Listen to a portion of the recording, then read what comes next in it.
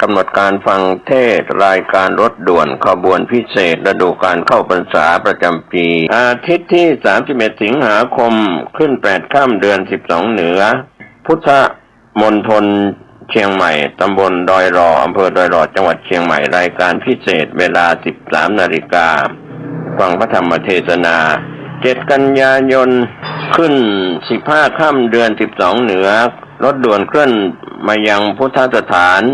เชียงใหม่ตำบลช้างคานวันกตัญญูฟังพระธรรมเทศนา19 นาฬิกา15 กันยายนแรม8ค่ำเดือน12เหนือ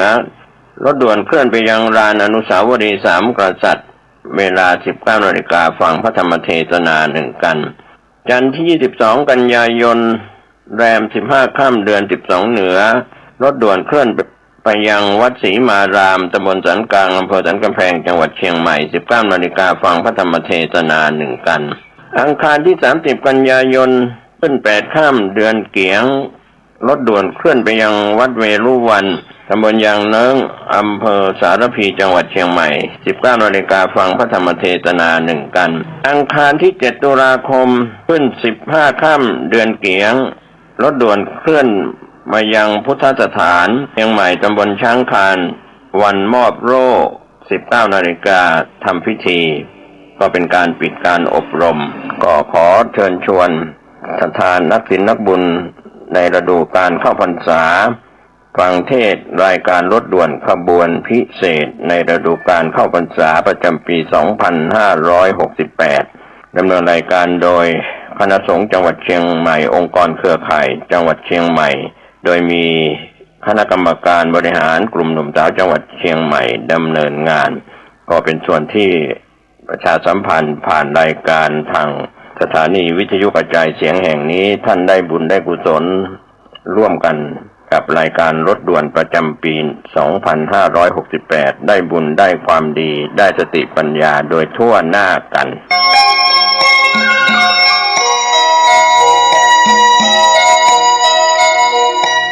สวัสดีครับท่านผู้ฟังที่เคารพข่าวชาวบ้านผมเกษตรเพชรสำริดบรรณาธิการข่าวก้าวหน้านิวกับการทำหน้าที่สื่อสารมวลชนของสื่อไทยสื่อเทศในรอบ24 ชั่วโมงท่านที่อ่านหนังสือพิมพ์ออนไลน์คลิกเข้าไปที่เว็บไซต์ www.gawnahnew.com ก็เป็นส่วนของหนังสือพิมพ์ออนไลน์ที่ได้รับอนุญาตนำมาลิงก์ไว้รายงานข่าว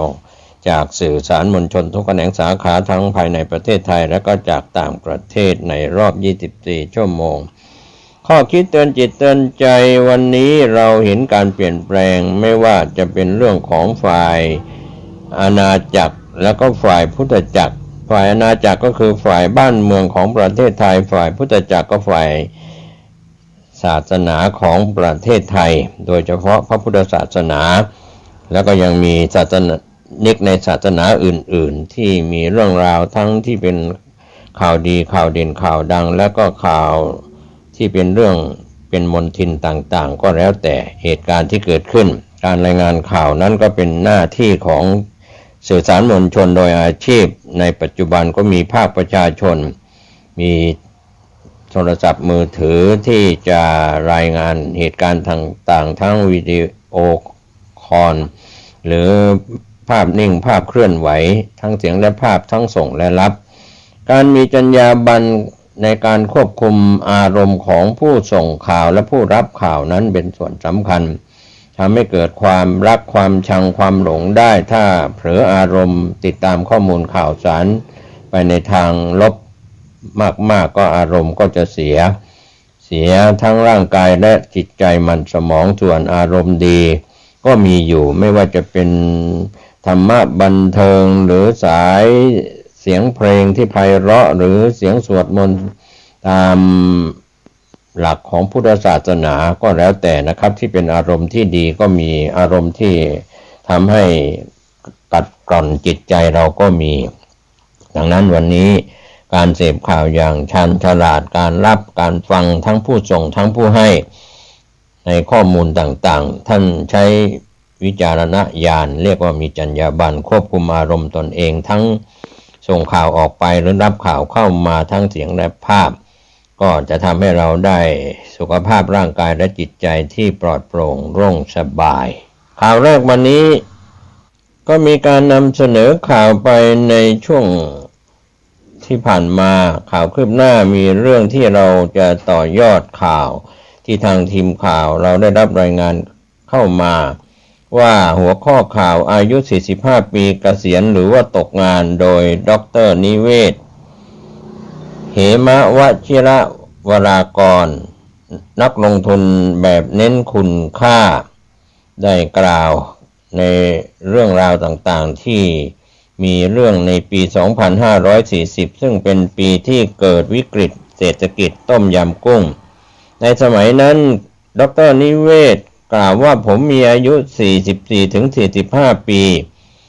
ก็เป็นส่วนที่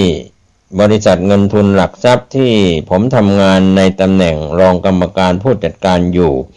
กำลังล่มสลายผมถูกให้ออกจากงานที่มีความมั่นคงเงินเดือนสูงและมีโอกาสเติบโตอย่างรวดเร็วก่อนถึงวันนั้นผมไม่เคยคิดว่าจะต้องตกงานเพราะถูกให้ออกผมคิดว่าผมคงจะอยู่ไปเรื่อยๆจนถึงวันเกษียณที่อายุ60ปีและมีเงินเก็บหรือเงินออมรวมถึงเงินกองทุนสำรองเลี้ยงชีพที่บริษัทจัดให้เพียงพอที่จะอยู่ต่อไปได้ตลอดชีวิตอาจจะไปถึง80ปีแม้ว่าในวันนั้นผมยังไม่เคยคิดถึงเรื่องแผนการเงินเพื่อการเกษียณหรือแผนการเงินเพื่อความมั่งคั่งหรือเพื่ออะไรต่างๆรวมถึงแผนการเงินเพื่อความสุขเพราะในเวลานั้นไม่มีใครคิดหรือพูดกันในเรื่องเหล่านั้นเหนือสิ่งอื่นใดก็คือยังไม่ค่อยมีใครที่แก่พอที่จะคิดถึงเรื่องเหล่านั้นในประเทศไทยอายุเพิ่งจะ40กว่าถ้าพูดถึงวันที่จะเกษียณก็คงเป็นคนที่ไม่มีความทะเยอทะยานหรือมีพลังในการที่จะทำงานหาเงินเพื่อความมั่งคั่งพอคนอายุเลข4นั้นเป็นช่วงที่เรียกว่าที่สุดของชีวิตเพราะมีความรู้และประสบการณ์เพียงพอที่จะทำงานสำคัญที่สุดของกิจการหรือบริษัทเป็นช่วงที่ยังมีพลังและมีความทะเยอทะยานสูงสุดในชีวิตและแน่นอนว่าเป็นช่วงเวลาที่หาเงินได้สูงสุดในฐานะคนขายแรงงานในช่วงเวลานั้นแต่อายุ45ปีกลับเป็นเวลาที่ผมตกงานและโอกาสที่จะหางานที่ดีเหมือนเดิมแทบไม่มีเงินเก็บออมที่มีอยู่นั้นไม่น่าจะพอที่จะใช้ชีวิตในครอบครัวที่มีภรรยาที่ไม่ได้มีเงินเดือนและมีรายได้เพียงจากการสอนเปียโนและลูกเล็กที่โรงเรียนอินเตอร์ที่มีค่าใช้จ่ายสูงลิ่วผมคิดว่าเส้นทางชีวิตผมและครอบครัวอาจจะต้องเปลี่ยนแปลงถ้าผมจะต้องเกษียณก่อนกำหนดอย่างไม่ตั้งใจโชคดีที่ผมได้งานใหม่อย่างรวดเร็วแม้ว่าจะเป็นงานที่ไม่ได้มีความหมายอะไรแต่ก็ไม่ได้เป็นงานหนักซึ่งทำให้ผมมีเวลาคิดและทำสิ่งที่ผมเริ่มเห็นว่าเป็นชีวิตใหม่ของผมนั่นก็คือการลงทุนในตลาดหุ้นซึ่งเป็นสิ่งที่คนไทยเคยทำกันแบบบ้าคลั่งแต่ในวันนั้นกลับเป็นสิ่งที่คนเลิกทำกันหมดคนที่เพิ่งคิดว่าจะเข้าไปทำคงจะถูกมองว่าเป็นคนบ้าและตลาดหุ้นนั้นเป็นแหล่งที่ทำลายคนที่เข้าไปเล่นจนหมดตัวและบางคนถึงขนาดจะฆ่าตัวตายเพราะเจ๊งหุ้นเช่นเดียวกับบริษัทและกิจการต่างๆที่อยู่ในตลาดหุ้นที่กำลังล่มสลายเหมือนกันผมคงไม่ต้องบอกว่าการประสบกับปัญหาชีวิตที่ต้องตกงานที่อายุ44ปีครั้งนั้นเป็นโชคดีที่ยิ่งใหญ่แค่ไหนของผมชีวิตผมเปลี่ยนไปในทางที่ดีขึ้นทุกทางความมั่งคั่งเพิ่มขึ้นเหนือจินตนาการความสุขเพิ่มขึ้นเต็มศักยภาพเพราะมีความมั่นคงในชีวิตและมีเงินมากพอที่จะซื้อความสุขบางอย่างที่ซื้อได้และซื้อความสะดวกสบายที่ช่วยลดความทุกข์หลายๆอย่างลงไป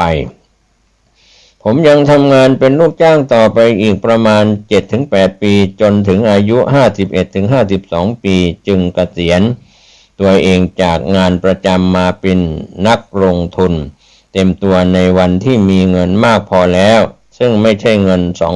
200-250เท่าของรายจ่ายประจำเดือนที่เป็นอัตราที่ใช้วัดกันเป็นมาตรฐานเช่นถ้ามีรายจ่ายเดือนละ 4-50,000 บาทจะต้องมีเงินใ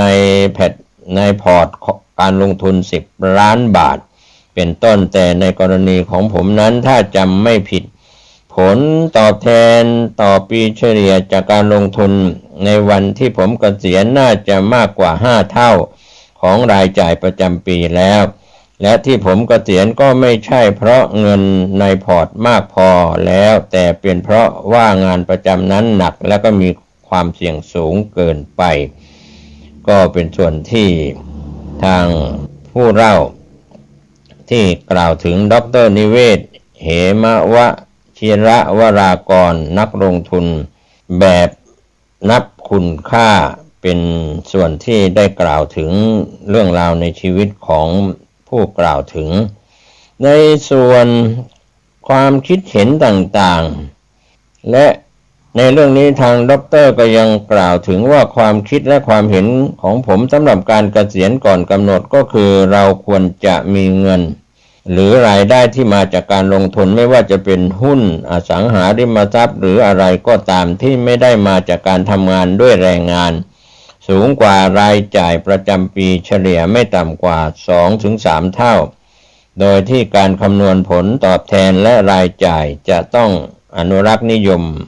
มากเช่นถ้าเป็นพอร์ตหุ้นรายได้จากการลงทุนต่อปีไม่ควรจะเกิน 5% ต่อปีพันธบัตรและหุ้นกู้ไม่ควรเกิน 3% และเงินฝากก็ไม่เกิน 1% ส่วนสินทรัพย์อื่นที่ไม่ก่อให้เกิดรายได้เช่นทองและที่ดินหรือบ้านที่ไม่ได้ให้เช่าผลตอบแทนก็คือ 0% ส่วนอสังหาริมทรัพย์ให้เช่านั้นก็ดูตามที่เป็นจริงว่ามีรายได้เท่าไหร่ต่อปีในอดีตที่ผ่านมาและก็อย่าไปเชื่อหรือใช้ตัวเลขของคนที่ขายบริการบริหารเงินที่มักจะบอกว่าหุ้นให้ผลตอบแทนปีละ 10% ในระยะยาว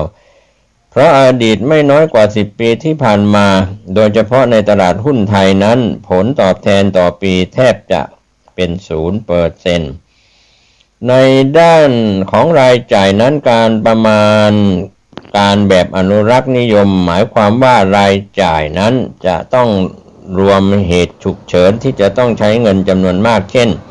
เรื่องของสุขภาพและวินาศภัยที่อาจจะเกิดขึ้นกับทรัพย์สิน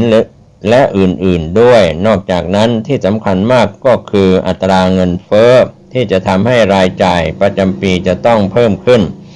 จริงอยู่เงินเฟ้อพื้นฐานที่เกี่ยวข้องกับการใช้ชีวิตประจำวันทั่วๆไปของไทยอาจจะไม่สูงแต่บางรายการเช่นเงินเฟ้อที่เกี่ยวกับสุขภาพหรือการศึกษาอาจจะเพิ่มขึ้นมากกว่าได้โดยแนวคิดและการคำนวณรายได้และรายจ่ายดังกล่าวบวกกับประสบการณ์ส่วนตัวผมคิดว่าคนกินเงินเดือนส่วนใหญ่รวมถึงคนที่มีตำแหน่งงานที่สูงระดับหนึ่งและแม้ว่าจะเป็นคนที่จบการศึกษาระดับสูงรวมถึงที่จบจากมหาวิทยาลัยต่างประเทศถ้าไม่มีทรัพย์สินหรือมรดกจากพ่อแม่มาก่อนจะไม่สามารถหรือไม่ควรที่จะเกษียณก่อนกำหนดในช่วงอายุ 45 ปีหรืออาจจะถึง 50 ปีเพราะรายได้จะหายไปมากในยามที่กำลังทำรายได้สูงสุดตามเงินเดือนและตำแหน่งงานที่สูงขึ้นในขณะเดียวกันเงินออมและเงินลงทุนก็น่าจะยังมีไม่พอที่จะสร้างรายได้ที่มากพอและปลอดภัยที่จะนำมาใช้จ่ายได้อย่างไม่ต้องกังวลที่จะเกิดเหตุการณ์ไม่คาดคิดที่ทำให้ชีวิตมีปัญหาว่าที่จริงผมคิดว่าการที่คนรุ่นปัจจุบันจะมีอายุยืนยาวเป็น100 ปีการเกษียณที่อายุ60สำหรับคนส่วนใหญ่ก็แทบเป็นไปไม่ได้อยู่แล้ว ตัวเลข60 ปีนั้นในช่วงที่เป็นเด็ก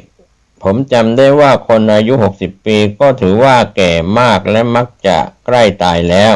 ดังนั้นการพูดถึงเรื่องการเกษียณที่อายุ45 ปีสำหรับคนรุ่นใหม่จึงเป็นเรื่องเพ้อฝันสำหรับผมเป็นเรื่องของนักสร้างแรงบันดาลใจที่พยายามสร้างความฝันให้คนคิดถึงการทำธุรกิจหรือการทำสตาร์ทอัพเพื่อสร้างความมั่งคั่งอย่างรวดเร็วเพื่อที่จะใช้ชีวิตที่อิสระเสรีมีความสุขตั้งแต่อายุยังน้อยโดยที่ตัวอย่างนั้นมีมากมายผมทำได้คุณก็ทำได้แน่นอนว่ามีคนทำได้แต่คนที่ทำได้นั้นส่วนใหญ่อาจจะมีฐานของทุนจากครอบครัวหรือในกรณีที่อยู่ที่สหรัฐหรือประเทศที่ก้าวหน้าก็จะมีฐานของทุนจากสถาบันการเงินและกองทุนเวนเจอร์แคปิทัลต่างๆนอกจากนั้นพวกเขาก็มักจะเป็นคนที่กล้าเสี่ยงและก็เสี่ยงได้นอกจากนั้นพวกเขาจะต้องมีคุณสมบัติอื่นๆเช่นการเป็นผู้นำการมีความสามารถทางด้านการศึกษาและความรู้ในการทำผลิตภัณฑ์และหรือความรู้ทางธุรกิจ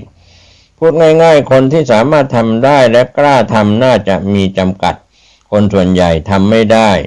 ถ้าบริษัทหรือกิจการเปิดให้มีการเกษียณก่อนกำหนดสำหรับคนที่มีอายุแค่45 ปีขึ้นไปในยามนี้เหตุผลก็คงเป็นว่าคนอายุ45 ปีขึ้นไปอาจจะไม่สามารถสร้างผลงานให้บริษัทในอนาคต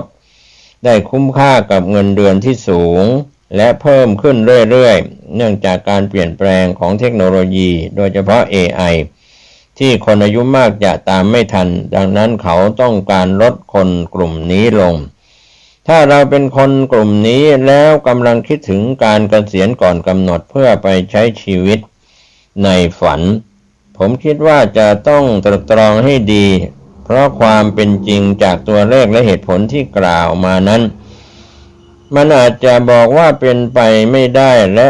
ที่ถ้าเราทำสุดท้ายมันก็จะเป็นฝันสลายเหนือสิ่งอื่นใดก็คือชีวิตหลังเกษียณนั้นอาจจะไม่ได้มีความสุขตามที่เราฝันไว้ตัวอย่างเช่นการไปอยู่ในชนบทและทำสวนไร่นาเล็กๆน้อยๆนั้นถ้าต้องทำทุกวันก็อาจจะน่าเบื่ออย่าลืมว่าอากาศเมืองไทยนั้นร้อนตลอดปีเช่นเดียวกับการท่องเที่ยวที่มีความสุขนั้นถ้าเที่ยวคนเดียวบางทีก็อาจจะเหงาและเบื่อได้ถ้าทำบ่อยเกินไปถ้าพูดถึงพื้นฐานของมนุษย์วัดจากยีนแล้วความสุขที่แท้จริงของมนุษย์นั้นก็คือการทำงานหาอาหารที่อยู่อาศัยและปัจจัยต่างๆที่จำเป็นในชีวิตเพื่อที่จะเอาตัวรอดซึ่งในสมัยนี้ก็คือการหาเงินซึ่งหลักๆก็คือการทำงานแต่เมื่อทำมากและเครียดก็ต้องพักผ่อนหาความรื่นรมย์ดังนั้นชีวิตที่ดีและมีความสุขก็คือทำงานพักผ่อนและหาความรื่นรมย์ในอัตราที่พอเหมาะสำหรับแต่ละคนการเกษียณนั้นเป็น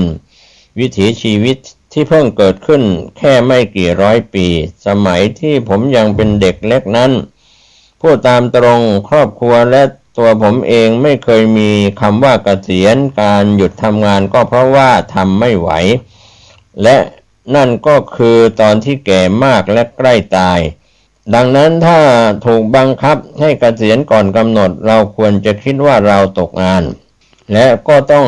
หาทางใหม่อาจจะเป็นแบบผมที่หางานที่เบาลงและไม่ตรงกับอาชีพเดิมเพื่อหาเงินนอกจากนั้นก็อาจจะต้องคิดถึงการลงทุนไม่จำเป็นว่าจะต้องเป็นการลงทุนในหลักทรัพย์แม้ผมจะคิดว่านี่เป็นสิ่งหนึ่งที่ดีและอาจจะจำเป็นแต่อาจจะเป็นการทำธุรกิจหรืองานใหม่ที่แตกต่างจากการเป็นลูกจ้างประจำซึ่งในยุคนี้เราก็อาจจะทำได้ไม่ยากนักเหนือสิ่งอื่นใดก็คือถ้าเราต้องตกงานจาก AI เราก็อาจจะต้องศึกษาดูว่าเราจะเรียนรู้หรือใช้ AI เปลี่ยนชีวิตเราได้ไหมทั้งหมดนี้ด้วยความปรารถนาดีจากผมที่เคยโชคดีที่ต้องตกงานในช่วงอายุ 45 ปีนะครับก็เป็นมุมมองการแสดงออกในหัวข้ออายุ45 ปีเกษียณหรือตกงานโดยดร.นิเวศน์เหมวชิระวรากรนักลงทุนแบบเน้นคุณค่าชั้นแนวหน้าก็เป็นมุมมองวิพากษ์วิจารณ์ในส่วนประสบการณ์ของดร.นิเวศน์เหมวชิรากรก็ถือว่าเป็นตัวอย่างบุคคลที่ต่อสู้แล้วก็ปรับทิศทางจากการที่มีอายุเพียง45 ปีเกษียณหรือว่าตกงานมาเปลี่ยนแนวการทำงานใหม่เอาตัวรอดได้จนถึงปัจจุบันก็เป็นส่วนข่าวที่เกี่ยวกับประสบการณ์ชีวิตของแต่ละบุคคลที่ได้แสดงออกผ่านช่องทางสื่อก็เป็นส่วนหนึ่งนะครับในหัวข้ออายุ45 ปีเกษียณหรือตกงานนั้นก็ยังเป็นข้อเตือนใจของคนวัยทำงานในระดับอายุ45 ปีขึ้นไปก็ถือว่ายังไม่ควรที่จะตกงานหรือจะเกษียณนะครับข่าวคืบหน้าจะได้รายงานเพิ่มเติมไปทางด้านข่าวที่น่าสนใจในข่าวภูมิภาคที่เกิดขึ้นในรอบวันของไทยเรานะครับก็มีช่วงที่มีผลกระทบทางด้านจิตใจข่าวของแวดวงพระภิกษุที่ปฏิบัติตัวปฏิบัติตนเป็นข้อบกพร่องแล้วก็เกิดเหตุที่เราได้ติดตามข้อมูลในช่องทางต่างๆของสื่อสารมวลชนทุกแขนงสาขา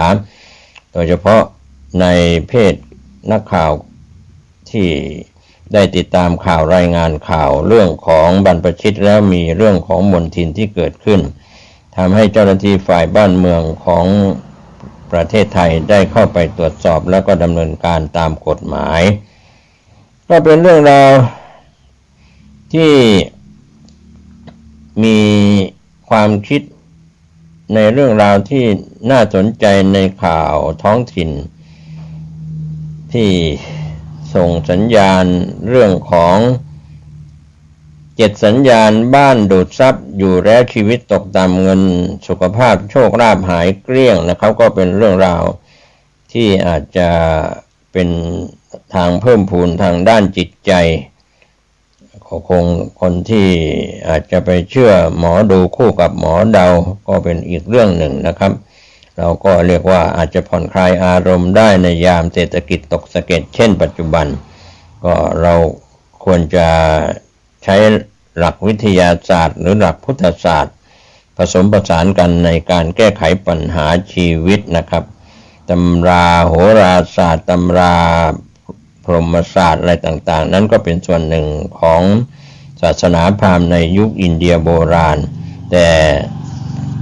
พราหมศาสตร์ไสยศาสตร์พุทธศาสตร์หรือศาสตร์ในศาสนาต่างๆนั้นที่เป็นคำสอนเราก็ต้องศึกษาและติดตามกันไปก็เป็นข้อมูลที่เราได้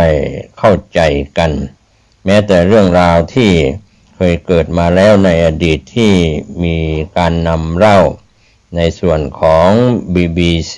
News ไทยออนไลน์ได้กล่าวถึงในหัวข้อข่าวที่ย้อนรอยอดีตว่าเมื่อเกาะสวรรค์ของหนุ่มสาวยุค 1930 กลายเป็นนรกบนดินที่มีแต่เหตุระทึกขวัญการทรยศหักหลังและความรุนแรงก็เป็นส่วนที่ทาง BBC คันเจอร์ชื่อคารินเจมได้กล่าวถึงครับในที่เล่าถึงเรื่องราวที่น่าสนใจจาก BBC News ไทยว่าเมื่อเกาะสวรรค์ของหนุ่มสาวชาวยุค 1930 กลายเป็นนรกบนดินที่มีแต่เหตุระทึกขวัญการทรยศหักหลังและความรุนแรงนะครับก็เป็นส่วนที่รายงานเรื่องนี้จากคารินเจม BBC คันเจอร์26 สิงหาคม 2025ในส่วนที่ได้รายงานก็เป็นไปในเรื่องที่น่าคิดน่าพิจารณาจะเป็นเรื่องราวในต่างประเทศเสียเป็นส่วนใหญ่วันนี้ข่าวชาวบ้านหมดเวลาลงผสมผสานกับเรื่องราวต่างๆในช่วงท้ายก็เป็นการผ่อนคลายในการเปลี่ยนแปลงอารมณ์ผมเกษตรเพชรธรรมนิตบรรณาธิการข่าวก้าวหน้าหนึ่งก็ขอบคุณพี่น้องสื่อสารมวลชนทุกแขนงสาขาทั้งสื่อไทยสื่อเทศ จะได้รายงานข่าวประจำวันขอบคุณเครือข่ายที่ลิงก์สัญญาณกันไปด้วยความขอบคุณ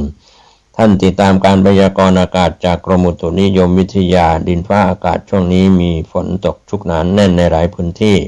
ท่านขับรถด้วยความไม่ประมาทเดินทางปลอดภัยสวัสดีครับข่าวสารเพื่อการประชาสัมพันธ์ขอเชิญชวนผู้ใจบุญใจกุศลร่วมทำบุญทอดผ้าป่าสามัคคีประจำปีพุทธศักราช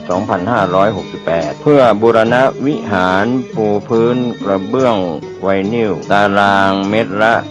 699 บาทจำนวน 150 ตารางเมตรทำโครงเหล็กป้องกันนกรอบวิหารราดพื้นเททรายล้างหน้าวิหารราวบันไดเหล็กสแตนเลสทาสีรอบวิหารเปลี่ยนระบบไฟฟ้าปรับปรุงทัศนียภาพวิหารบูรณะปฏิสังขรณ์ถาวรวัตถุภายในวัดทอดถวายณวัดดอนตันตำบลเหมืองแก้วอำเภอแม่ริมจังหวัดเชียงใหม่ตรงกับวันเสาร์ที่ 1 พฤศจิกายนพุทธศักราช 2568 ช่วงเช้า 9:39 นาทีเป็นต้นไปก็ขอเชิญชวนศรัทธานักศีลนักบุญทั้งหลายร่วมงานบุญทอดผ้าป่าสามัคคีครั้งนี้เพื่อบูรณะวิหารปูพื้นกระเบื้องไวนิลรวมไปถึงทำโครงเหล็กป้องกันนกรอบวิหารราดพื้นเททรายร้างหน้าวิหารราวบันไดเหล็กสแตนเลสทาสีรอบวิหารเปลี่ยนระบบไฟฟ้าปรับปรุงทัศนียภาพวิหารบูรณะปฏิสังขรณ์ถาวรวัตถุภายในวัดดอนตันตำบลเหมืองแก้วอำเภอแม่ริมจังหวัดเชียงใหม่เสาร์ที่ 1 พฤศจิกายน 2568 นี้เชิญท่านร่วมงานร่วมบุญร่วมบริจาคได้บุญได้กุศลโดยทั่วหน้ากัน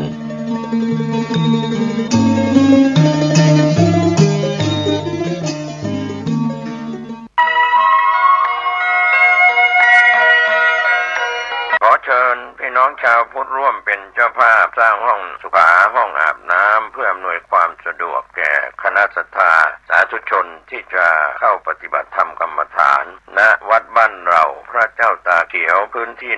126 ตารางเมตรจำนวน 23 ห้องประกอบด้วยห้องน้ำหญิง 8 ห้องห้องอาบน้ำ 4 ห้องห้อง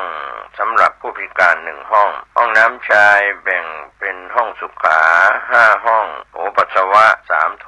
ห้องอาบน้ำ 4 ห้องและห้องสำหรับผู้พิการอีก 1 ห้องท่านผู้ใจบุญใจกุศลร่วมสร้างห้องน้ำห้องขาตารางเมตรละ 10,000 บาทหรือตามกำลังเจตนาศรัทธาติดต่อร่วมทำบุญได้ที่ธนาคารกรุงไทยสาขาป่าซางเลขที่บัญชี 79800274865 ชื่อบัญชีวัดบ้านเราหรือสอบถามรายละเอียดเพิ่มเติมได้ที่พระครูภาวนาโสภิตผู้ช่วยศาสตราจารย์ด็อกเตอร์เจ้าวาดวัดบ้านเราพระเจ้าตาเขียวตำบลบ้านเรือนอำเภอป่าซางจังหวัดลำพูนโทรศัพท์0969525159ได้ทุกวันขออนุโมทนากับเจ้าภาพทางใกล้ทาง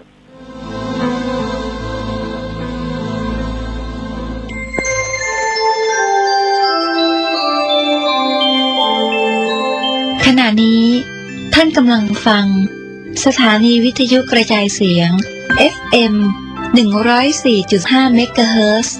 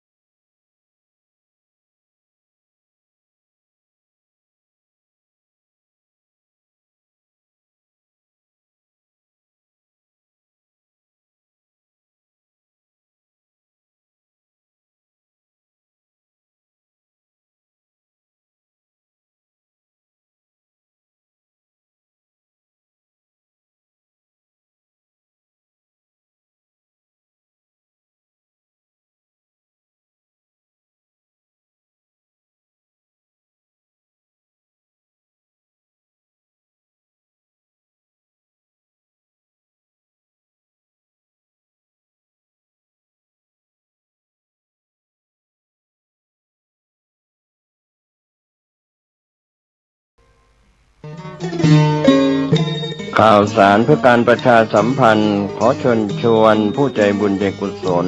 ร่วมทำบุญทอดผ้าป่าสามัคคีประจำปีพุทธศักราช 2568 เพื่อบูรณะวิหารปูพื้นกระเบื้องไวนิลตารางเมตรละ 699 บาทจำนวน 150 ตารางเมตรทำโครงเหล็กป้องกัน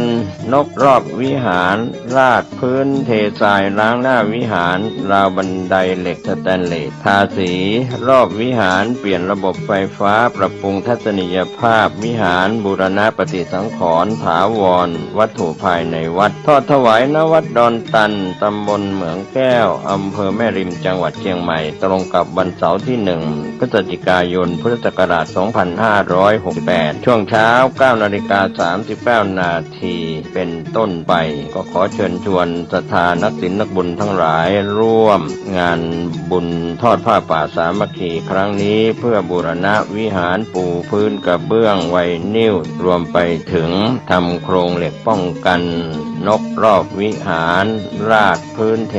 ทรายร้างหน้าวิหารราวบันไดเหล็กสแตนเลสทาสีรอบวิหารเปลี่ยนระบบไฟฟ้าปรับปรุงทัศนียภาพวิหารบูรณะปฏิสังขรณ์ถาวรวัตถุภายในวัดดอนตันตำบลเหมืองแก้วอำเภอแม่ริมจังหวัดเชียงใหม่เสาร์ที่1พฤศจิกายน 2568 นี้เชิญท่านร่วมงานร่วมบุญร่วมบริจาคได้บุญได้กุศลโดยทั่วหน้ากัน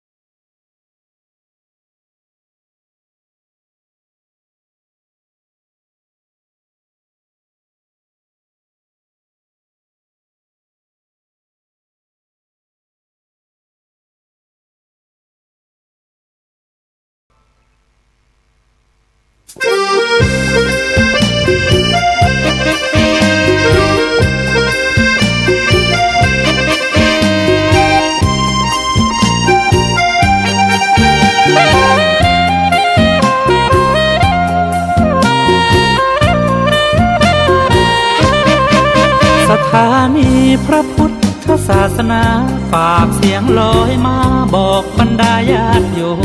มที่มีใจใช้ธรรมชโลมที่มีใจใช้เพลงชโลมบอกบรรดาญาติโยมให้ฟังคลื่นนี้สถานีตั้งไม่ไกลไม่ไกลตั้งอยู่ทั่วเมืองไทยชวนคนไปทำดีเชิญฟังกันทั้งวันดีเจสร้างสรรค์พากันสุขีใครอยากฟังธรรมเชิญทางนี้ใครอยากฟังธรรมเชิญทางนี้หรืออยากฟังเพลงดีๆเปิดคืนนี้นะคุณสถานีพระพุทธ ศาสนาฝากเพลงลอยมาย้ำชาวพุทธสร้างบุญธรรมะจะติดตามตัวคุณธรรมะจะชี้นำใจคุณที่สุทรงท่านหนุนไว้ให้คุณมาสร้างสถานีที่ล้ำค่าชี้นำธรรมะเพิ่มปัญญาแตกฉานสอบถามธรรมะข้อใดเชิญลองถามไทยเรื่องที่อยากถามมีธรรมสลับกับเพลงเพราะมีธรรมสลับกับเพลงเพราะและดีเจชอละ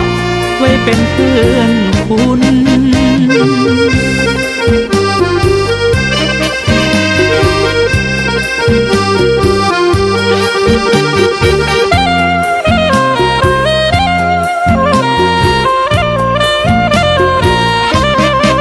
สถานีที่ล้ำค่าชี้นำธรรมะเพิ่มปัญญาแตกฉาน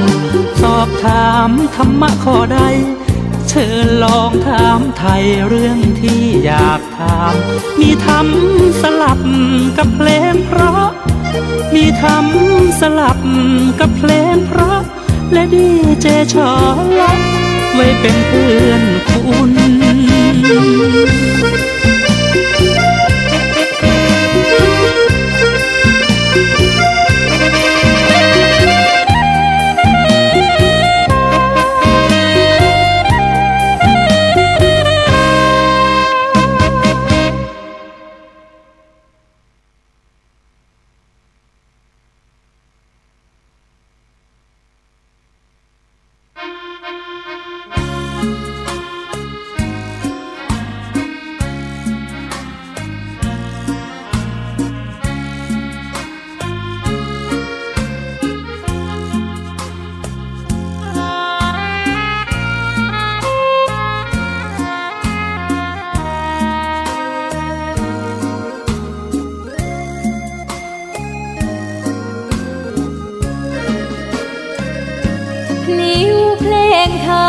ถูกถ้อยคำเข้าถึงจิตใจ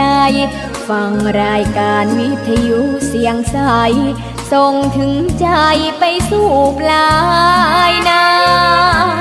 สารธรรม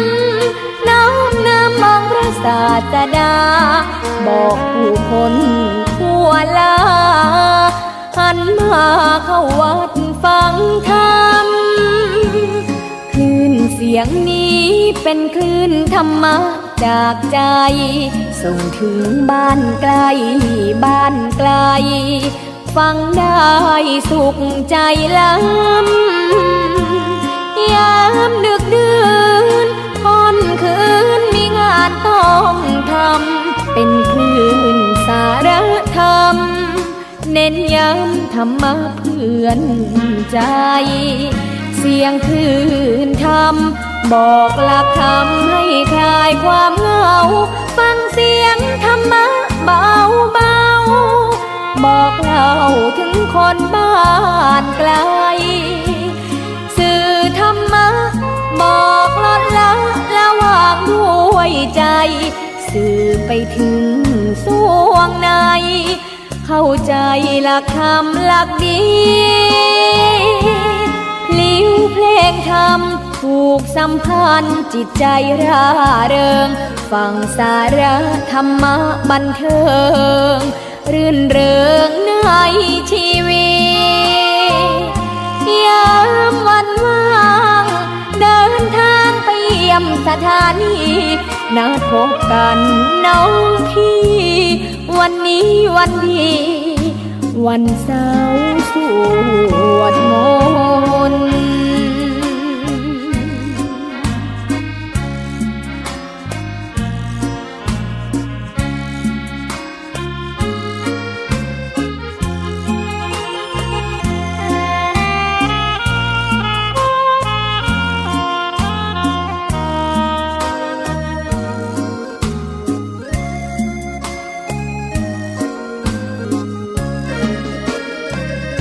เสียงคลื่นธรรมบอกหลักธรรมให้ คลายความเหงาฟังเสียงธรรมะเบาเบาบอกเล่าถึงคนบ้านไกลสื่อธรรมะบอกลดละวางด้วยใจสื่อไปถึงสวงในเข้าใจหลักธรรมหลักดีพลิ้วเพลงธรรมผูกสัมพันธ์จิตใจร่าเริงฟังสาระธรรมะบันเทิงรื่นเริงในชีวิตยามวันว่างเดินทางไปเยี่ยมสถานีนัดพบกันน้องพี่วันนี้วันดีวันเสาร์สวดมนต์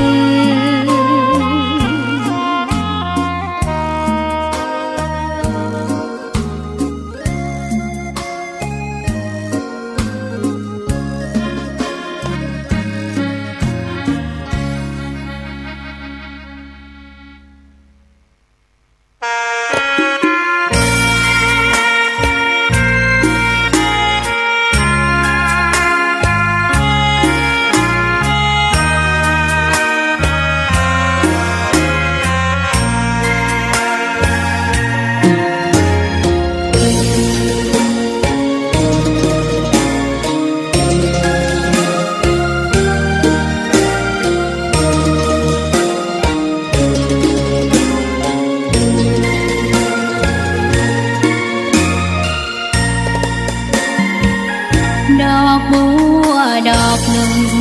พึงใจไว้เพื่อบูชาแด่องค์พระศาสดาสัมมา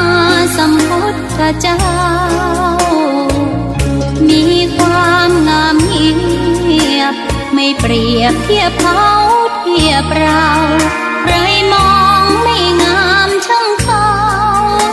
แต่เจ้าก็คือดอกบัวด้วยความสัตย์ซื่อยึดถือความดีเป็นหลัก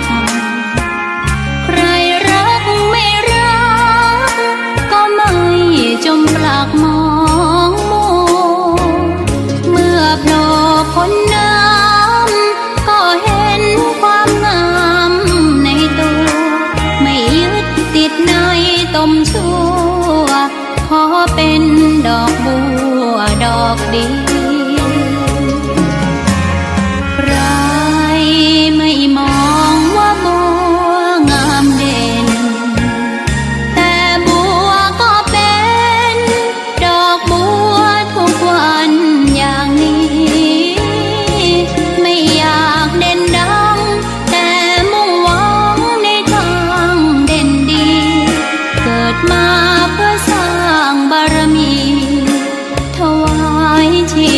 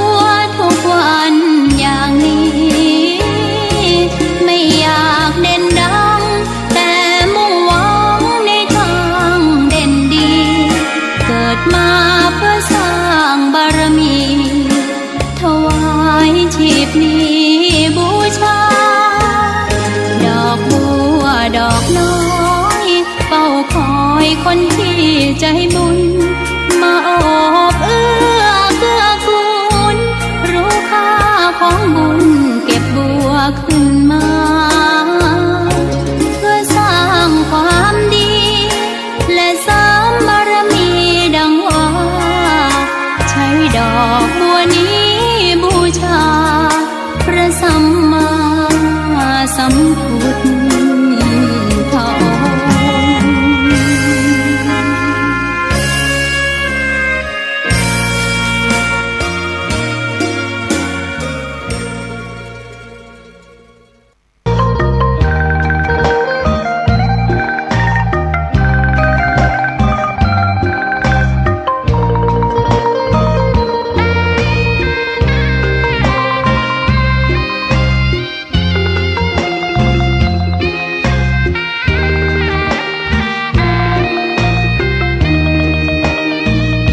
ชะตา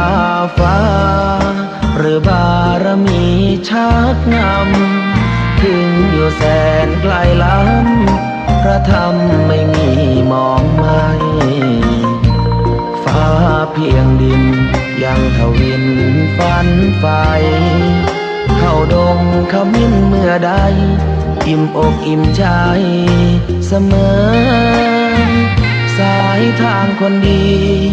ใจน้อมอธิษฐานบารมี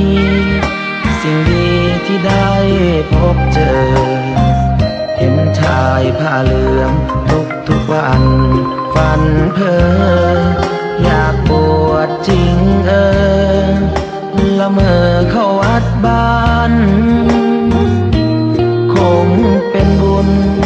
ที่เคยเป็นทุนสร้างมารักผ้าเหลืองดังว่าปรารถนายึดมั่น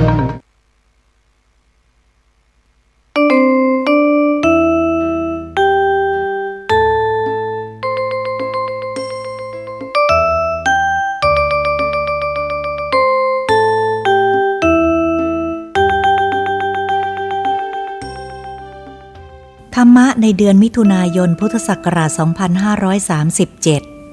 ท่านจงอย่าทิ้งความเพียรเสียอย่างเดียวในการหมั่นใคร่ครวญ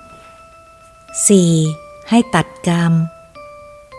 การติดตามขุดคุ้ยความชั่วของผู้อื่นเป็นการต่อกรรม และจงอย่าไปคิดตำหนิจริยาของผู้อื่นเพราะจิตเขาเจริญในธรรมระดับไหนย่อมรู้และเข้าใจในธรรมได้แค่ระดับนั้นเป็นธรรมดาเอาเขาเป็นครูทดสอบจิตของเราดีกว่าเวลานี้พวกเจ้าจะสอบตกทั้งสองคน 5. ให้รู้จักคำว่าอภัยทานคำว่าอภัยคือไม่เอากรรมชั่วของเขามาเก็บไว้ในใจของเราปล่อยวางกรรมของเขาไปเสียจากอารมณ์ของเรา 6. คำว่าอภัยทานไม่ใช่จะต้องเข้าไปนอบน้อมพูดดีทำดีกับเขาเพียงแต่ปล่อยวางกรรมชั่วของเขาให้หลุดออกไปจากใจอุเบกขาหรือวางเฉยในกรรมชั่วของเขาเพราะเป็นกฎของกรรมนั้นเที่ยงเสมอและให้ผลไม่ผิดตัวด้วย 7. พวกเจ้าพึงมีจิตอ่อนโยนมีมุทิตาไม่ไปซ้ำเติมคือไม่ไปสืบเสาะความชั่วของเขาแล้วนำมาเป็นการทำร้ายซ้ำเติมเขาอีกจงมีความเมตตากรุณาเข้าไว้สงสารเขาเพราะที่เขาสร้างกรรมขึ้นมาทำร้ายตนเองให้ต้องรับทุกข์ทรมานต่อไปในภายหน้านานนับอเนกชาติ 8. ให้พวกเจ้ารู้จักใคร่ครวญถึงพรหมวิหารสี่เข้าไว้ให้เข้าใจจะได้วางเฉยหรืออุเบกขาไม่ไปเดือดร้อนกับกรรมของใครให้ศึกษาจุดนี้เข้าไว้จะได้เคารพกฎของกรรมจะคิดจะพูดจะทำอะไรให้ใช้ปัญญาพิจารณาใคร่ครวญเสียก่อนแล้วจึงทำเพราะกรรมในกรรมหรือกฎของกรรมนั้นลึกซึ้งยิ่งนัก 9. เรื่องของสงฆ์จงอย่าไปยุ่งสงฆ์ย่อมระบุอาบัติของสงฆ์ให้คณะสงฆ์กรรมการสงฆ์ทราบได้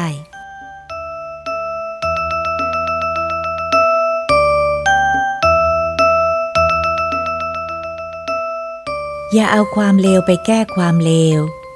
สมเด็จองค์ปฐมทรงมีพระเมตตาตรัสสอนเรื่องนี้ไว้ดังนี้ 1. อย่าเอาความเลวไปแก้ความเลวจงเอาความดีเข้าไปชนะความเลวของจิตตนเอง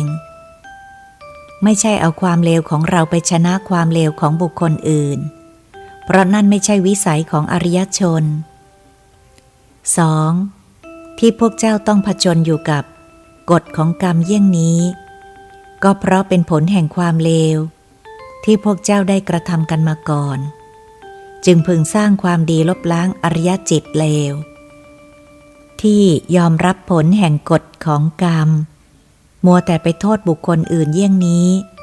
มันก็ไม่ถูกต้อง 3. วางอารมณ์เสียใหม่อยากได้มรรคผลนิพพานจะต้องเคารพกฎของกรรมให้มากๆให้จิตมีความอดทนต่อกฎของกรรมเข้าไว้โลกนี้ไม่มีใครผิดใครถูก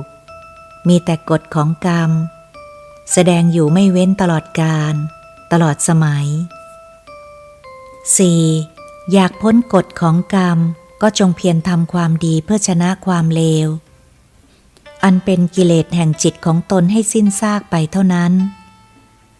จึงจักพ้นได้จงหมั่นตรวจสอบสังโยชน์ดูให้ดีๆอย่าลืมสิว่าเวลานี้พวกเจ้าต้องการอะไรในวงเล็บก็ตอบว่าต้องการพระนิพพาน 5. แล้วการมีอารมณ์ไม่พอใจอยู่ในขณะนี้จะเข้าถึงพระนิพพานได้ไหมในวงเล็บตอบว่าเข้าไม่ได้ 6. และจะเกาะทุกข์เหล่านี้ไปทำไมให้จิตเศร้าหมองอยู่อย่างนั้นหรืออย่างนี้เป็นคุณหรือเป็นโทษในวงเล็บตอบว่าเป็นโทษ 7. เมื่อเป็นโทษก็พึงอย่าทำละวางอารมณ์ลงเสียจงเลือกเอาแต่อารมณ์ที่เป็นคุณมากระทำจึงจะถูกต้องเพื่อมรรคผลนิพพาน 8. เมื่อเข้าใจแล้วก็ต้องทำให้ได้ด้วยทำได้หรือไม่ได้ก็ต้องทำ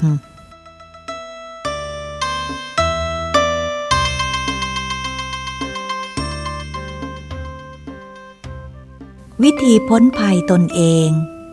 สมเด็จองค์ปฐมทรงมีพระเมตตาตรัสสอนไว้ดังนี้ 1. อยู่ที่การหมั่นตรวจสอบจิตให้มีอารมณ์ผ่องใสอยู่ในธรรมให้เสมอตั้งแต่เช้าลืมตาขึ้นพยายามตั้งอารมณ์ให้อยู่ในพรหมวิหาร 4และพยายามตั้งอยู่ให้มั่นคงตั้งแต่เช้าจนกระทั่งหลับตานอนหลับไปหากทำได้จิตจะผ่องใสเจริญอยู่ในธรรมตลอดเวลาเพราะอำนาจของพรหมวิหาร 4จักบังคับจิตไม่ให้เบียดเบียนตนเองเมื่อสิ้นความเบียดเบียนตนเองแล้วคำว่าจักไปเบียดเบียนบุคคลอื่นนั้นย่อมไม่มี 2. ภัยร้ายแรงที่สุดในการปฏิบัติธรรมเพื่อนำไปสู่ความพ้นทุกข์ก็คือภัยจากอารมณ์จิตของตัวเราเองทำร้ายจิตของเราเองดังนั้น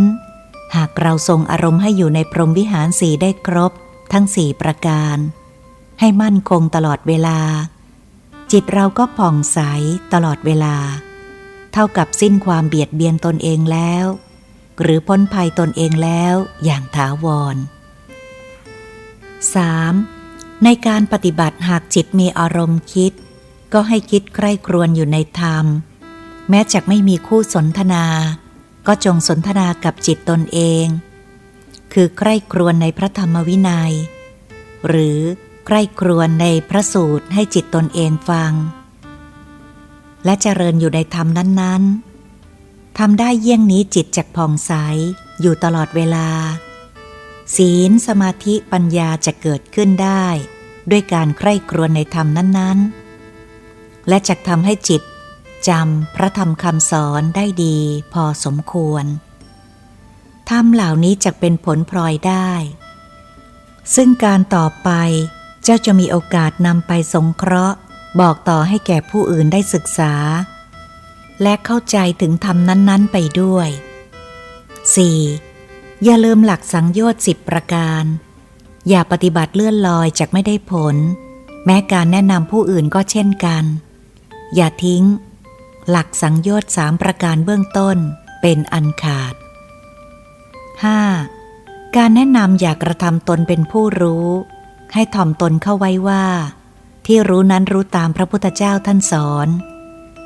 นให้ตัดสังโยชน์3ประการเบื้องต้นเพื่อกันอบายภูมิ4ไว้ก่อน เพราะการไปละเมิดศีล 5เข้าข้อใดข้อหนึ่งกรรมนั้นก็จักดึงให้ตกนรก 6. นรกขุมแรกสัญชีพนรก9 ล้านปีของมนุษย์เท่ากับนรกขุมนี้1 วันให้เกรงกลัวบาปเข้าไว้แต่มิใช่คิดประมาทว่าไม่เป็นไรเราจะพยายามไม่ละเมิดศีลแต่ไม่ต้องรักษาศีลก็แล้วกันถ้าบุคคลใดคิดเช่นนั้นให้ดูตัวอย่างอนันทเศรษฐีผู้ไม่มีทั้งกรรมดีคือไม่ยอมให้ทานเลยแต่ก็ไม่มีกรรมชั่วเพราะเขาไม่ได้รักษาศีลแต่ก็ไม่ได้ละเมิดศีลผลของการไม่ได้ให้ทานทำให้เกิดเป็นลูกขอทานผลที่เขาไม่ได้รักษาศีลทำให้เขารูปร่างเหมือนปีศาจคลุกฝุ่นกฎของกรรมมันเป็นอย่างนี้ 7. อย่าลืมว่าเราไม่ใช่เกิดมาแต่เพียงชาตินี้คือปัจจุบันชาติเท่านั้นหากใช้ปัญญาพิจารณาถอยหลังไปคนแต่ละคนเกิดมาแล้วนับอสงไขยไม่ถ้วนในอดีตชาติที่ผ่านมาอย่างนับไม่ถ้วนนั้นทุกคนทำกรรมชั่วละเมิดศีล 5มาแล้วมากกว่ากรรมดีนี่เป็นสัจธรรมเพราะฉะนั้นทุกคนย่อมมีบาปเก่าๆท่วมทับใจอยู่บาปเก่าๆเหล่านี้แหละที่จักสามารถดึงทุกท่านลงนรกได้ถ้าหากจิตไม่เข้าถึงความเป็นพระอริยเจ้าคือพระโสดาบันขึ้นไปเป็นอันดับเบื้องต้นเพราะฉะนั้นจุดนี้ทุกคนจึงไม่ควรจักประมาทให้พยายามตัดสังโยชน์ 3เอาไว้ให้ดีเพื่อป้องกันการไปจุติอย่างอบายภูมิ 4อย่างเด็ดขาด 8. การพูดต้องพูดตามนี้การปฏิบัติของพวกเจ้าจะต้องกำหนดรู้อยู่ที่สังโยชน์ 4-5 จะได้มีการระงับอารมณ์อันเป็นเหตุให้เกิดความพอใจและไม่พอใจนี่จะต้องมีสติกำหนดรู้ไว้ไม่ใช่ปล่อยให้กระเจิดกระเจิงไปตามอายตนะสัมผัสเหมือนดังที่ผ่านมานั้นใช้ไม่ได้ 9. เมื่อรู้ว่าพลาดก็จงตั้งต้นใหม่เพียรต่อสู้เรื่อยไปอย่าท้อถอยมีกำลังใจตั้งมั่นไว้เสมอบุคคลใดจะเข้าถึงพระนิพพานได้บุคคลนั้นต้องตัดสังโยชน์ 10 ประการได้จึงจะเข้าถึงได้เราเองก็ต้องกระทำตามนั้นจะเดินทางอื่นเพื่อเข้าถึงพระนิพพานไม่ได้เลย 10. การเอาชนะอารมณ์ที่เป็นกิเลสนี้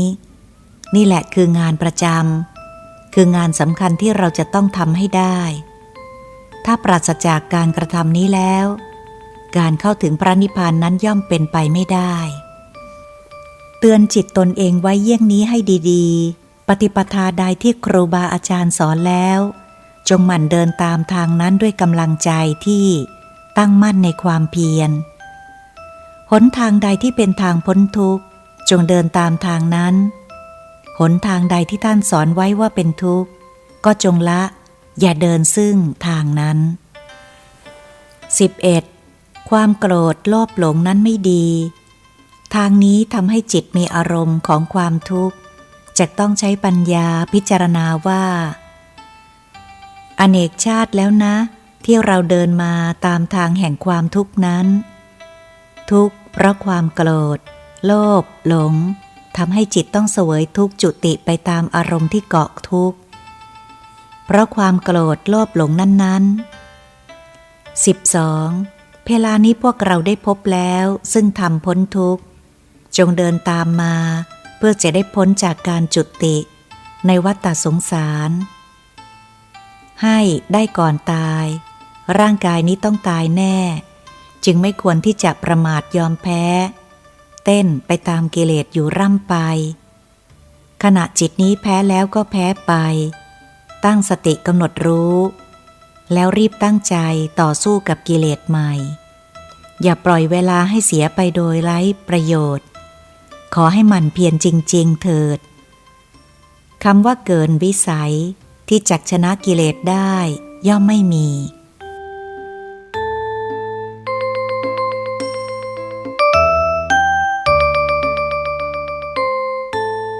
รรมวิจยะหรือธรรมวิจัยบุคคลใดที่ใคร่ครวญพระธรรมวินัยอยู่เสมอบุคคลนั้นจักไม่เสื่อมจากพระธรรมหรือไม่เสื่อมจากสัจธรรมบุคคลใดเห็นธรรมบุคคลนั้นเห็นเราตถาคตความเป็นพระพุทธเจ้าอยู่ที่พระธรรมหรือจิตที่ทรงธรรมมิใช่อยู่ที่ร่างกายทั้งหมดนี้ล้วนเป็นพระพุทธพจน์ทั้งสิ้นจากการศึกษาพระไตรปิฎกว่าด้วยพระธรรมวินัยแล้วนำมาธรรมวิจยะ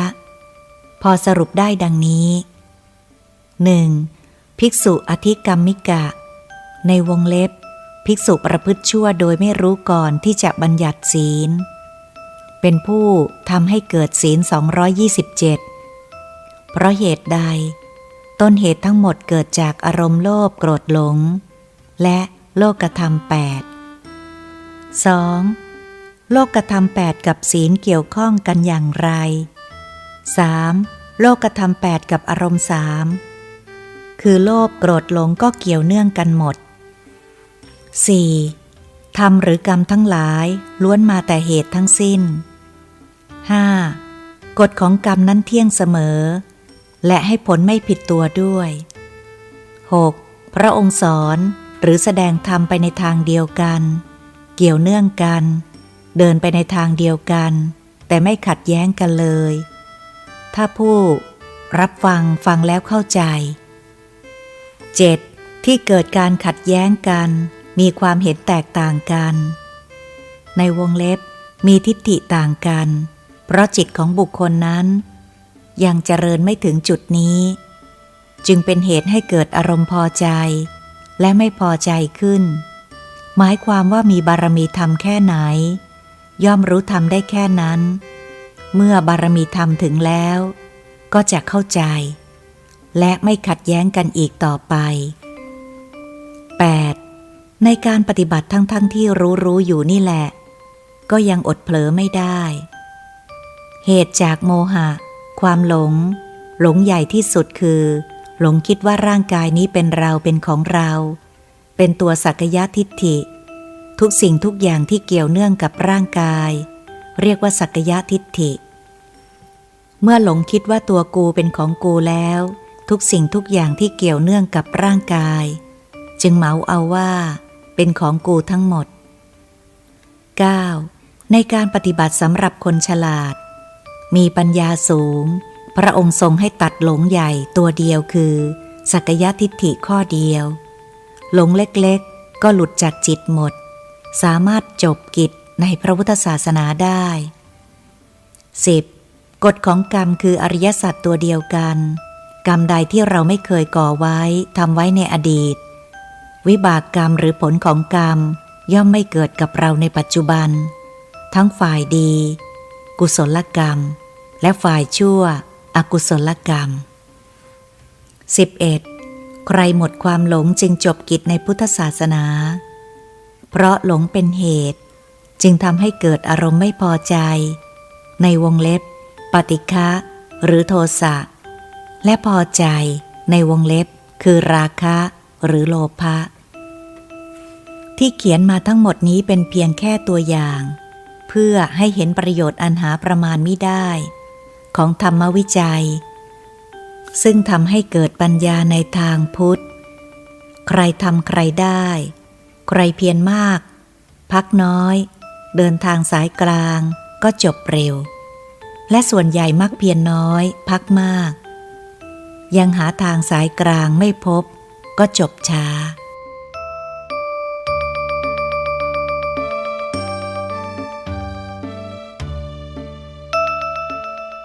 วิญญาณธาตุเป็นอย่างไรคืออะไรหลวงพ่อฤาษีท่านเมตตามาสอนเรื่องนี้ไว้มีความสำคัญดังนี้ 1. วิญญาณธาตุหมายถึงระบบประสาทสัมผัสทั้ง6อายตนะ6หรือประตูทั้ง6ของร่างกายอันมีระบบประสาทรับรู้ของตาหูจมูกลิ้นกายโดยมีใจหรือจิตเป็นผู้รับรู้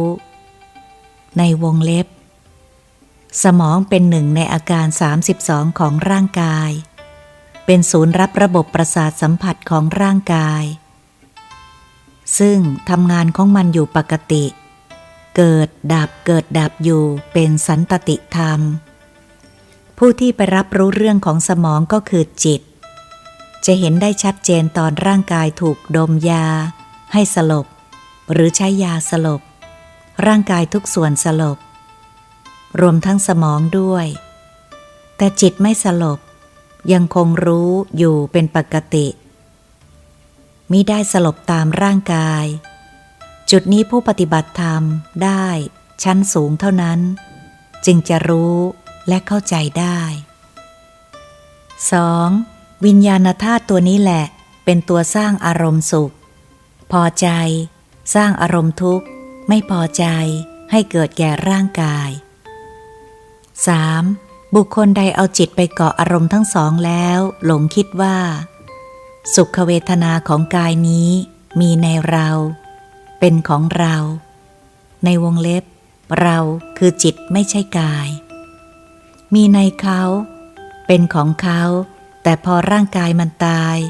อารมณ์เหล่านี้จึงเกิดขึ้นจากวิญญาณธาตุก็ตายไปพร้อมกับกาย 4. แต่จิตไม่เคยตายจิตเป็นอมตะผู้ตายคือร่างกายพร้อมด้วยวิญญาณธาตุอันตรายอันใหญ่ยิ่งอยู่ที่จิตไปยึดเกาะติดวิญญาณธาตุเกาะอารมณ์สุขทุกข์ว่าเป็นเราเป็นของเราเอาเวทนาของกายมาเป็นเวทนาของจิตนี่แหละคือตัวสักกายทิฏฐิตัวอวิชชา 5. เพราะแยกกายเวทนาจิตธรรมให้ออกจากจิตไม่ได้สักกายทิฏฐิก็ตัดไม่ได้เช่นกันขออธิบายสั้นๆว่ากายเวทนาสองตัวแรกเป็นเรื่องของร่างกายกายหรือรูปกายปกติของมันก็เกิดดับเป็นสันตติธรรมเป็นปกติของมันเวทนาอาศัยกายอยู่เมื่อกายเกิดดับเวทนาก็ย่อมเกิดดับตามกายสองตัวนี้ต้องมีสติกำหนดรู้อยู่เสมอหากไม่กำหนดรู้มันก็ไม่รู้ว่ามันจะเป็นทุกข์ของกายไม่เกี่ยวกับจิตต้องกำหนดรู้ตลอดเวลาส่วนจิตหมายถึงเจตสิกคืออารมณ์ของจิตซึ่งปกติไม่เที่ยงเกิดดับอยู่เป็นสันตติธรรมเช่นกันสิ่งใดไม่เที่ยงสิ่งนั้นเป็นทุกข์ไม่ควรยึดมั่นว่าเป็นเราเป็นของเราส่วนธรรมก็เกิดดับไม่เที่ยงใครยึดเข้าก็เป็นทุกข์ทันทีแบบเดียวกันกับเจตสิกสำหรับจิตคือเรานั้นเป็นผู้รู้เป็นผู้รับรู้เรื่องของธรรม4ตัวนั้นคือกายเวทนาจิตธรรมมันเกิดดับอยู่ตลอดเวลาคนละส่วนกับเราคือจิตในการปฏิบัติที่ถูกจึงต้องรู้สักแต่เพียงแต่ว่ารู้แล้ววางไม่ยึดไม่เกาะไม่ปรุงแต่งไปตามสิ่งที่ตนรู้นั้นๆขอเขียนไว้สั้นๆแค่นี้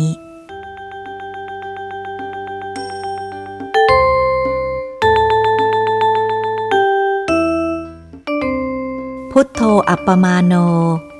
ธัมโมอัปปมาโนสังโฆอัปปมาโนสมเด็จองค์ปฐมทรงพระเมตตาตรัสสอนเรื่องนี้ไว้ดังนี้ 1. การคิดเรื่องราวในพระสูตรหรือในพระธรรมวินัยก็ดีจงคิดให้ได้สาระธรรมคือธรรมในธรรมแห่งเรื่องราวในบทนั้นๆอย่ามุ่งหวังเอาแต่เพียงความจำได้ให้วกเข้าสู่สัจธรรมคือธรรมของจริงอยู่เสมอแล้วพวกเจ้าจักได้ประโยชน์และเพลิดเพลินอยู่ในธรรมนั้นๆอย่างหาที่สุดมิได้นี่แหละเจ้าที่เขาเรียกว่าธัมโมอัปปมาโน 2. ในนั้นมีพระอริยสงฆ์หรือพระอริยเจ้าเป็นตัวดำเนินเรื่องชี้ให้เห็นชัดในกฎของกรรมของแต่ละบุคคลที่ไม่เหมือนกันให้เห็นอริยสัจคือทุกข์ อันสืบเนื่องมาจากกฎของกรรมนั้นๆให้เห็นอริยมรรคคือการบำเพ็ญเพียรเพื่อพ้นทุกข์ที่ติดอยู่ในสักกายทิฏฐินั้นๆจนในที่สุดให้เห็นว่าท่านทำอย่างไรจึงได้ซึ่งอริยผลในการแสวงหาความพ้นทุกข์ได้นี่ก็เป็นสังโฆอัปปมาโน 3. เรื่องราวที่เกิดมาเป็นพระสูตรก็ดีพระธรรมวินัยก็ดีพระอภิธรรมก็ดีมาจากคำสั่งสอนของพระตถาคตเจ้าซึ่งประกาศซึ่งพระธรรมอันเป็นหนทางพ้นทุกข์อันเป็นแนวทางให้พระอริยสงฆ์เดินตามทางปฏิบัตินี้มาแล้วพ้นทุกข์ธรรมทั้งหลายมาแต่เหตุพระตถาคตเจ้าทุกๆพระองค์ตรัสเหมือนกันหมดให้ดับที่เหตุแห่งธรรมนั้นพระพุทธเจ้าเป็นผู้แสดงธรรมให้งามทั้งสามการอธิกัลยาณังในวงเล็บงามเบื้องต้นคืองามด้วยศีลมีอธิศีลมีกรรมบท10พ้นจากอบายภูมิทั้งสี่มัชเชกัลยาณังงามท่ามกลางคืองามด้วยสมาธิจิตมีอธิจิตหมดอารมณ์2พ้นจากการเกิดมีขันธ์5ปริโยสานะกัลยาณังงามที่สุดคืองามด้วยปัญญามีอธิปัญญาตัดกิเลสให้เป็นสมุจเฉทปหานะไปพระนิพพานได้ยังบุคคลพรหมเทวดาให้งามด้วยศีลสมาธิปัญญาให้เข้าถึงอริยมรรคอริยผลหมดจดแล้วจากกิเลสตามลำดับนี่ก็เป็นพุทโธอัปปมาโนนะ 4. เพราะฉะนั้นการใกล้ครวญในพระธรรมวินัยก็ดี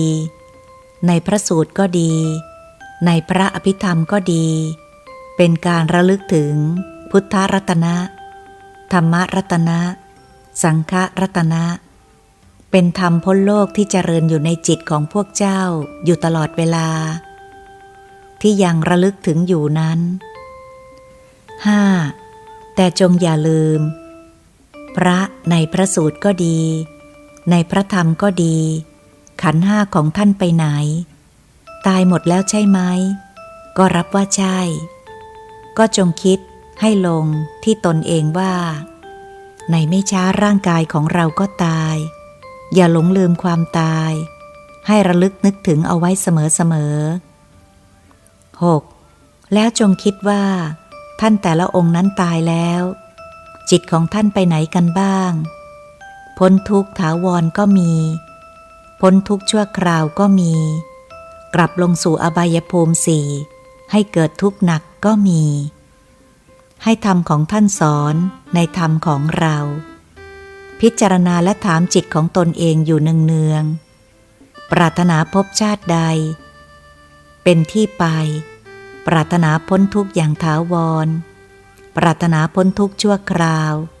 ปรารถนากลับมาจุติใหม่ให้เกิดทุกข์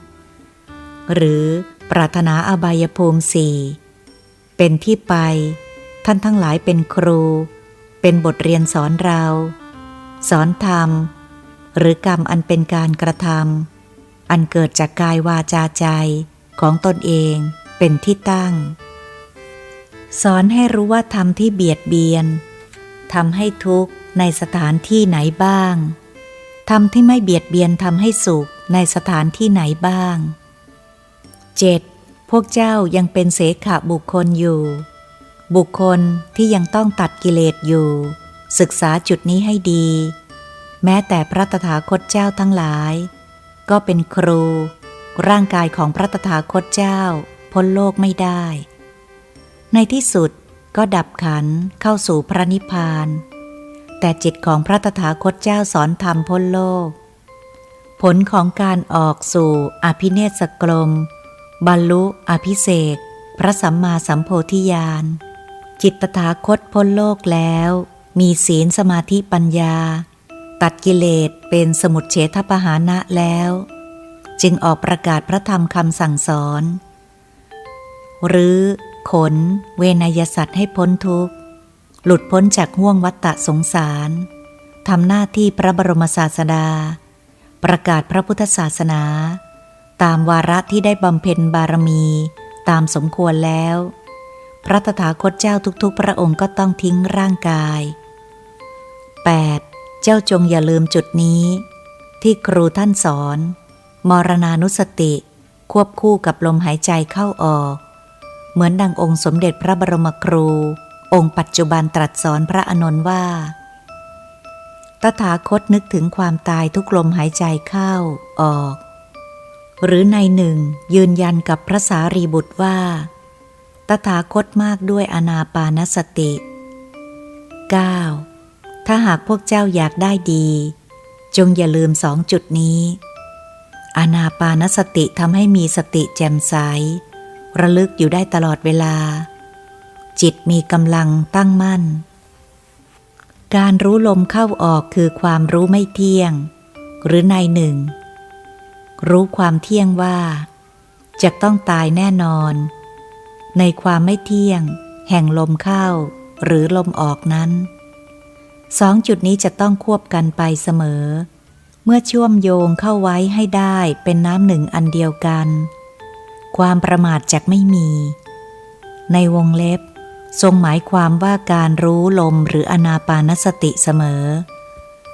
หากลมหยุดความตายก็มาถึง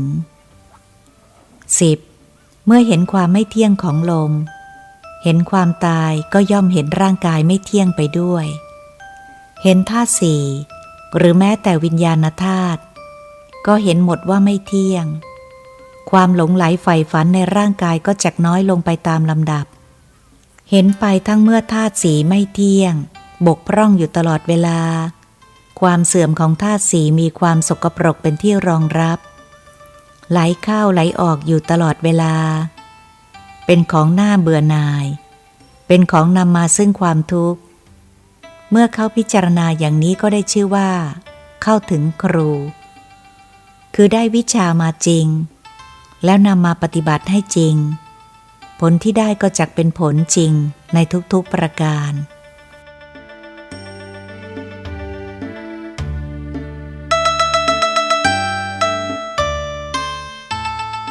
อย่ามุ่งเอาชนะใครให้มุ่งเอาชนะใจตนเอง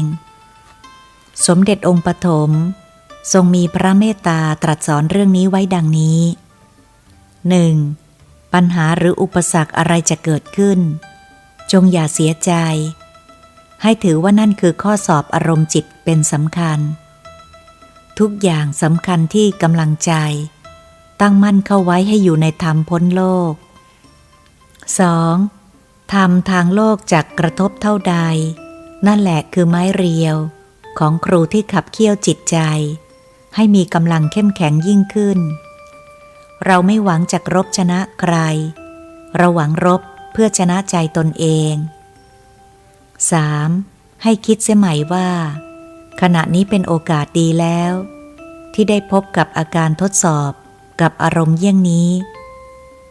อย่าทำกำลังใจให้ขาดทุนถ้าจะสอบผ่านก็ต้องตรวจบารมี10ให้ครบมันจะบกพร่องบ้าง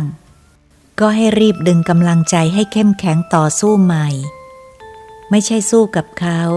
แต่สู้กับอารมณ์ใจของเราที่ถูกกระทบนั้นอย่าได้หวั่นไหว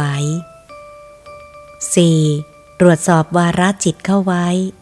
อย่ามุ่งเอาชนะใครให้มุ่งเอาชนะความไม่พอใจหรือความพอใจในอารมณ์ของจิตตนเป็นสำคัญและให้ไตร่ตรองใคร่ครวญเข้าไว้รู้กระแสธรรมในจิตของตนอยู่ตลอดเวลานี่ดำรงอารมณ์ไว้เยี่ยงนี้ในขณะจิตนี้อยู่ในศีลอยู่ในธรรมอันเพื่อโลกุตระวิสัยหรือเปล่าอย่าให้อารมณ์จิตแฉลบออกนอกทางธรรมปฏิบัติเป็นอันขาดเผลอบ้างก็ดึงเข้ามาสู่ทางธรรมใหม่ต่อสู้เรื่อยไป 5. อิทธิบาท 4จงรักษาไว้ให้เต็มทำให้จริงแล้วผลที่ได้จักเป็นจริงเป็นที่น่าพอใจ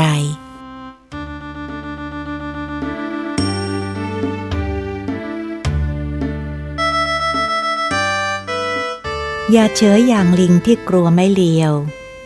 สมเด็จองค์ปฐมทรงมีพระเมตตาตรัสสอนเรื่องนี้ไว้มีความสำคัญดังนี้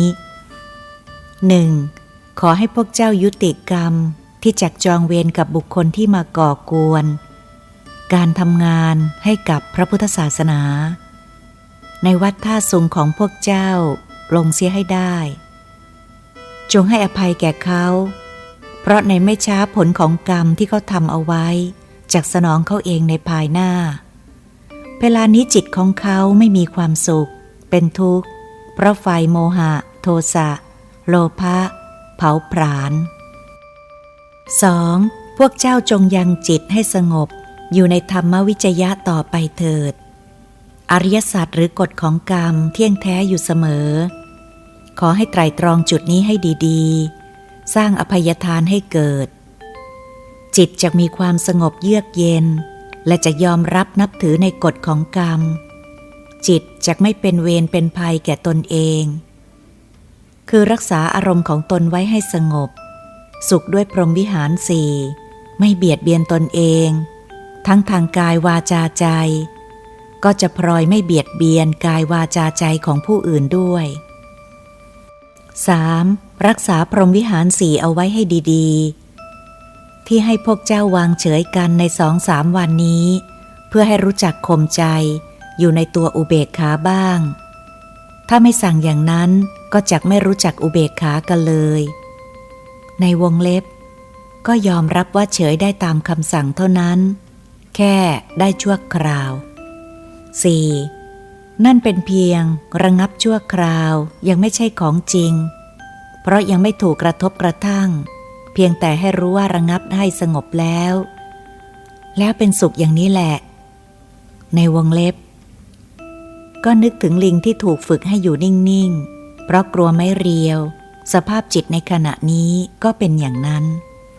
5. ทรงตรัสว่าถูกต้องใหม่ๆลิงจักไม่ยอมเฉยที่ต้องยืนเฉยๆเพราะกลัวไม่เรียวแต่พอนานๆไปถูกขนาบเข้าบ่อยๆลิงก็รู้ว่านี่เขาสั่งให้ยืนเฉยๆแต่พวกเจ้าเป็นมนุษย์ต้องรู้จักใช้ปัญญามิใช่จักมายืนเฉยๆอย่างลิงกลัวไม่เรียวไม่ได้คือเมื่อถูกสั่งให้เฉยเพื่อจักได้รู้จักตัวอุเบกขาเอาไว้คือการรู้จักระงับอารมณ์ที่ไม่ให้ดิ้นรนไปในเรื่องต่างๆใหม่ๆก็ไม่รู้ว่าเฉยจริงๆนั่นเป็นอย่างไรเมื่อถูกสั่งให้เฉยควรจะพิจารณาตามไปด้วยว่าอารมณ์เฉยนั้นเป็นสุขหรือเป็นทุกข์ในวงเล็บให้รู้ด้วยตนเองและยอมรับว่าเป็นสุข 6. เมื่อเป็นสุขควรจักเฉยต่อไปไหมถ้าถามตนเองอยู่อย่างนี้ไม่ใช่ตามตัวเหมือนลิงคิดแค่กลัวไม่เรียวอย่างเดียวต้องใช้ความเพียรบวกปัญญาให้จิตมันยอมรับความจริงจนวางเฉยได้ในทุกๆกรณีนี่เรียกว่าอุเบกขาทั้งกายวาจาใจโดยยอมรับกฎของกรรมให้อภัยทานเกิดที่ตรงนี้ 7. บุคคลหากพรหมวิหารสี่ทรงได้ไม่เต็มทั้ง4ตัวคำว่าจักอภัยทานให้แก่ผู้ใดนั้นเป็นของไม่จริงเพราะยังเป็นผู้ไม่รู้จักอภัยทานให้แก่กายวาจาใจของตนเองก่อนขอให้พวกเจ้ารู้จุดนี้ให้ดีๆ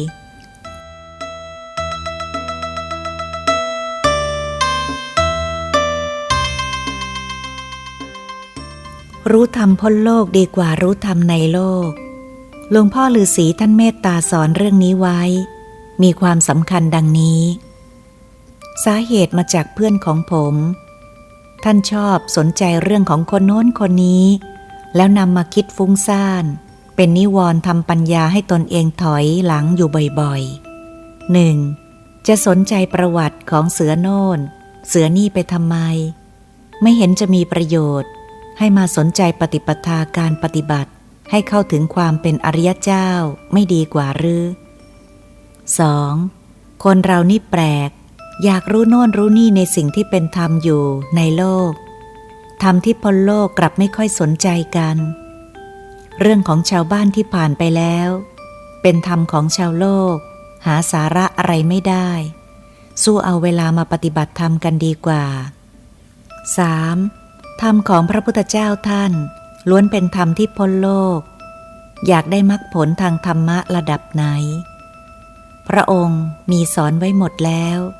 อยู่ที่ว่าเราจะได้ทำจริงจังสักแค่ไหนเท่านั้นพระองค์เป็นเพียงผู้ชี้แนะหัวข้อธรรมบอกวิธีปฏิบัติให้เกิดผลไว้โดยละเอียดแต่การปฏิบัติให้เกิดผลอยู่ในตัวเราจะทำจริงสักแค่ไหนเท่านั้นสมเด็จองค์ปฐมทรงมีพระเมตตาตรัสสอนเรื่องนี้ไว้ดังนี้ 1. รู้ธรรมพ้นโลกดีกว่ารู้ธรรมในโลกศึกษาสาระจุดนี้เข้าไว้เพื่อรู้ประโยชน์อันพึงจะเกิดแก่จิตสืบไปในภายหน้าอย่าสนใจพร่ำเพรื่อ 2. ให้รู้ไว้ด้วยว่าสิ่งใดควรรู้สิ่งใดไม่ควรรู้สิ่งใดควรละสิ่งใดควรยึดนี่เจ้าจักต้องรู้ไว้แล้วนำเอาไปปฏิบัติด้วย 3. การรู้เรื่องของบุคคลผู้อื่นอันเป็นธรรมของโลกช่วยให้พ้นโลกไม่ได้และจะไปตามรู้เพื่อประโยชน์อันใด 4. จะเป็นการดีที่เจ้านำเทปท่านฤาษีไปเปิดฟังในขณะทำงานจะได้มีทั้งการปฏิบัติธรรมไปในตัวเสร็จและเป็นการระงับอารมณ์ฟุ้งซ่านของจิตได้เป็นอย่างดี 5. อย่าเพิ่งไปคิดว่างานจะออกมาในลักษณะไหนการคาดการล่วงหน้าเป็นการสร้างความทุกข์ให้แก่จิตสู้ทำงานไปเรื่อยๆดีกว่าทำโดยเต็มความตั้งใจที่จะทำเพื่อพระนิพพานงานจะออกมาในรูปเช่นใดก็ตามขอให้มีความพอใจเพราะเจ้ามีความตั้งใจทำเต็มที่แล้ว 6. กลับมากล่าวถึงเรื่องการฟังเทปธรรมะฟังแล้วต้องนำคำสอนนั้นๆมาพิจารณาคิดใกล้ครวญให้เกิดปัญญาด้วยอย่าอยู่คนเดียวอย่าไปไหนคนเดียวให้อยู่กับพระคุณของพระทั้งสามคือพระรัตนตรัยนั้นหาประมาณมิได้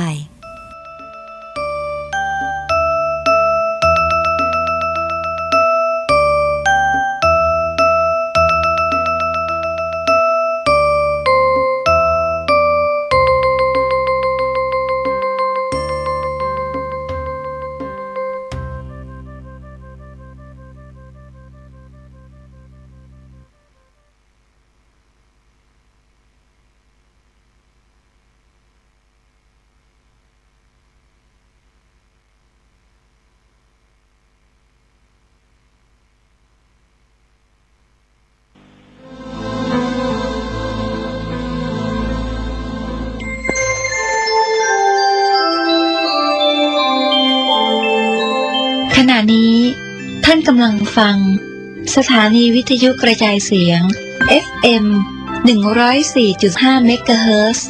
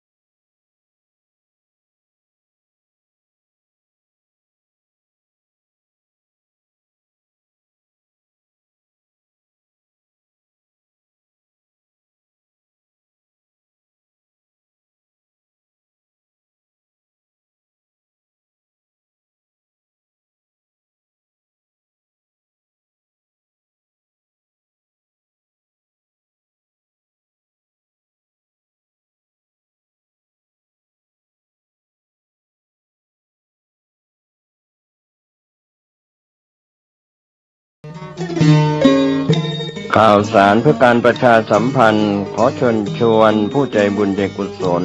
ร่วมทำบุญทอดผ้าป่าสามัคคีประจำปีพุทธศักราช 2568 เพื่อบูรณะวิหารปูพื้นกระเบื้องไวนิลตารางเมตรละ 699 บาทจำนวน 150 ตารางเมตรทำโครงเหล็กป้องกัน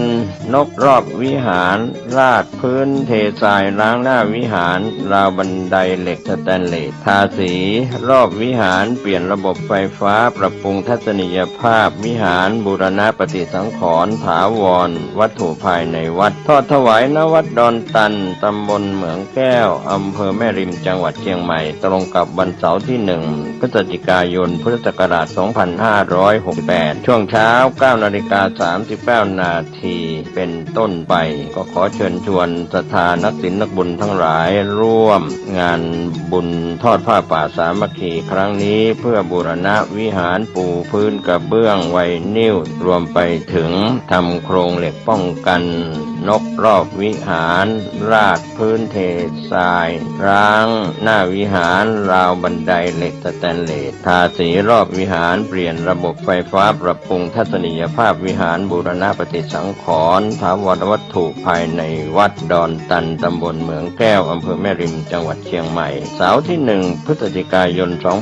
2568 นี้เชิญท่านร่วมงานร่วมบุญร่วมบริจาคได้บุญได้กุศลโดยทั่วหน้ากัน